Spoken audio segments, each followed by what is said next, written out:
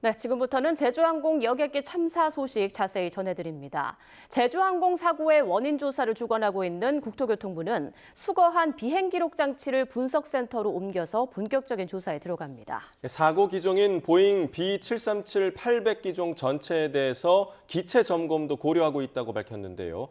취재기자 연결해서 들어보겠습니다. 김기봉 기자, 비행 기록 장치 조사는 시작이 됐습니까? 네, 국토부는 현장에서 수거한 비행 기록 장치 FDR과 음성 기록 장치 CVR을 김포공항 시험 분석센터로 옮기고 있는데 곧 도착할 것으로 보입니다. 장치가 도착하는 대로 내용 분석을 시작할 텐데요.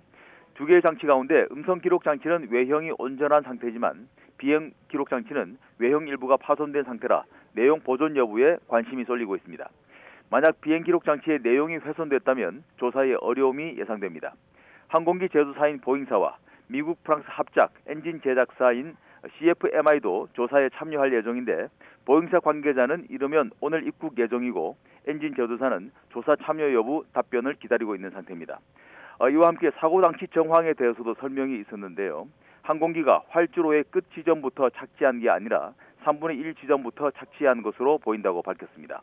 2,800m 활주로 가운데 1,200m 지점에 착지해 활주 거리가 1,600m, 그리고 활주로 끝에서 항공기가 1차로 충돌한 콘크리트 구조물 방위각까지는 250m 정도였다는 설명입니다. 하지만 폭행을 한 항공기가 왜 활주로의 중간 지점에 착지했는지 여부는 조사를 더 해야 알 수 있다고 전했습니다. 또 활주로 인근에 설치되어 있던 방위각으로 인해 사고 피해가 더 커진 것 아니냐는 지적이 나왔는데 국토부는 이 방위각의 재질이나 소재에 제한이 있는지 사고와의 연관성이 있는지를 면밀히 알아볼 계획이라고 말했습니다. 네, 그리고 사고 항공기 중의 랜딩 기어 문제에 대해서 국토부가 특별 점검을 결정했다고요? 네, 그렇습니다. 오늘 아침 제주항공의 동일 기종 항공기가 랜딩 기어 문제로 회항하는 사고가 또 났는데요. 국토부는 항공안전감독관을 제주항공에 급파해 조사를 시작했다고 말했습니다. 이와 함께 국토부는 이 기종에 대한 특별 점검을 우선적으로 하기로 하고 각 항공사에 공문을 보냈습니다.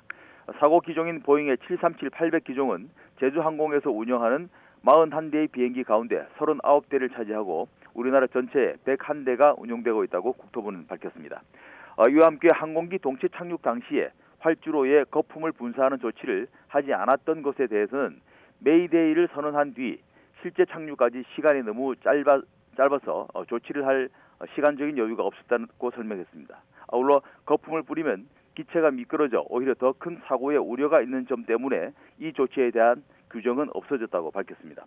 국토부는 잠시 뒤 오후 3시에 추가 브리핑을 통해 진전 사항을 공개할 예정입니다. 지금까지 YTN 김기봉입니다.